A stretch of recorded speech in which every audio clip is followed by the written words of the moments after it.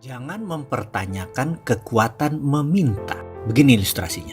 Saya bertanya, seberapa Anda percaya dengan Allah? 100%? 200%? Atau tak terhingga? Oke, baiklah. Sekarang kita minta kepada Allah. Anda naik doa saat ini. Ya, saat ini juga hentikan nonton video ini dan berkata, "Ya Allah, saya ingin akhir bulan ini mempunyai uang 1 miliar masuk di rekening saya." Katakan kalimat itu berulang-ulang. Lalu diam sejenak sambil Anda merenung kalimat tadi.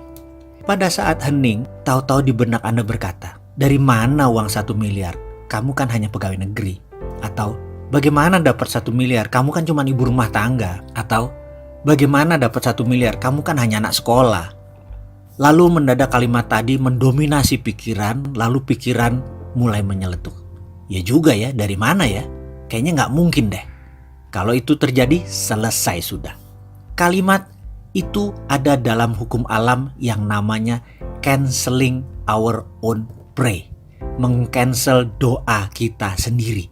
Kita sendiri yang meragukan diri kita sendiri. Kita sendiri yang meragukan Allah. Bisakah Anda percaya 100% bahwa hal itu akan terjadi? Bisa terjadi dan pasti terjadi. Bisakah Anda tidak cancel doa itu? Tidak ada keraguan sedikit pun bahwa itu bisa terjadi. Pertanyaannya, bisakah? Ini adalah permainan keyakinan. Ini adalah permainan ketakwaan. Inilah seni bertuhan. Inilah nikmatnya menjadi hamba Allah. Ketika keyakinan itu utuh, bulat, rapih, dan tekun, semua terjadi. Lalu ada lagi rahasia lain. Ada. Yaitu kita harus mengimplan bahwa saya kaya dan sudah kaya. Bukan akan kaya, tetapi sudah kaya.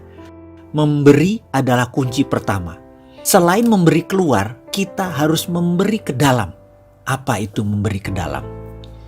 Saya mulai menjadi manusia materialis.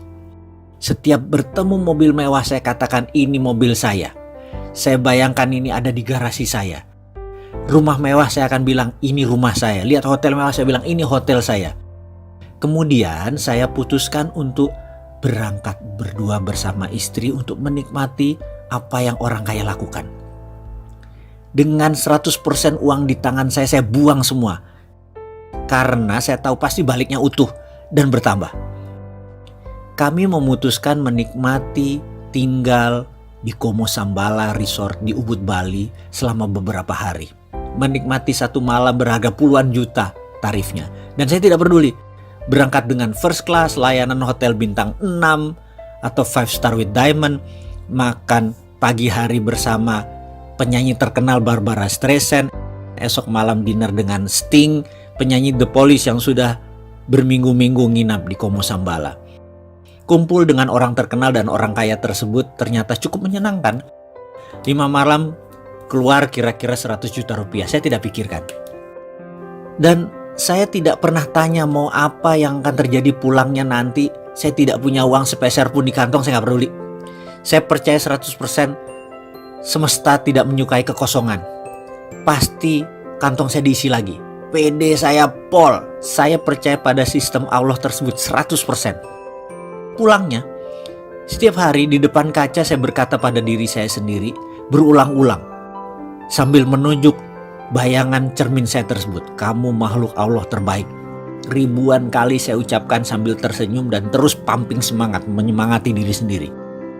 Tak lupa setelah melakukan sholat fardu, di ujungnya saya selalu ngayal dengan meresapi nikmatnya tinggal di hotel bintang 5 resort, naik kapal first class, dan seluruh kemewahan duniawi. Dan saya tidak cancel apapun. Nikmati saja karena semua sudah terjadi dan saya yang punya itu semua. Receh di kantong dan setiap saat tangan di atas. Itu yang saya lakukan setiap hari. Dan apa yang terjadi? Ketika Kamisan di bulan berikutnya, pertemuan bulanan tersebut, yang biasanya ada 5-7 orang, ternyata waktu itu 20 orang atau 30 orang hadir semua. Semua yang hadir adalah kenalan saya yang sudah lebih dari 15 tahun. Desimal rekeningnya ada yang 11, ada yang 12. Saya hari itu enteng sekali. Saya hari itu kocaknya setengah mampus. Padahal saya bukan clown. Saya bukan komedian. Melucu itu bukan darah saya. Tapi yang jelas hari itu mereka tertawa terpingkal-pingkal. selama beberapa jam. Lucu sekali dan saling timpal jok-jok lucu. Saya pun sampai rumah mungkin sekitar jam 11-an. Padahal pertemuan itu sehabis maghrib. Di pertemuan-pertemuan sebelumnya jam 8 saya udah di rumah. Entah angin apa, keesokan harinya satu sahabat saya berkata, mau nggak kamu beli saham PTN di Nusa Tenggara Timur, mau ikut nggak? Saya jawab, nggak belum ada kelonggaran likuiditas, saya bilang gitu. Gampang, gak usah store dulu, komit aja. Nanti kalau naik dikit sahamnya kita lepas baru buat nyicil. Gampang dah modal. Jadi sulit dong saya tolak penawaran tersebut, ya saya ikut. Pertemuan bulan berikutnya, masuk yuk, ada Chinese restoran di Macau. Ada posisi yang lokasinya bagus banget. Dapat tempat murah karena dulu itu Italian restoran tutup. Dengan sewa masih panjang, kita masuk gantiin dia. Buat Chinese food, modal gampang. Masih ada standby loan dari restoran lama. Pokoknya kita berdelapan masuk, kita bagi rata ya, gak usah pakai duit. Lalu percaya nggak? 6 bulan kemudian ada pengusaha Hong Kong naksir harga dan lokasi tersebut dibayar 2 kali lipat.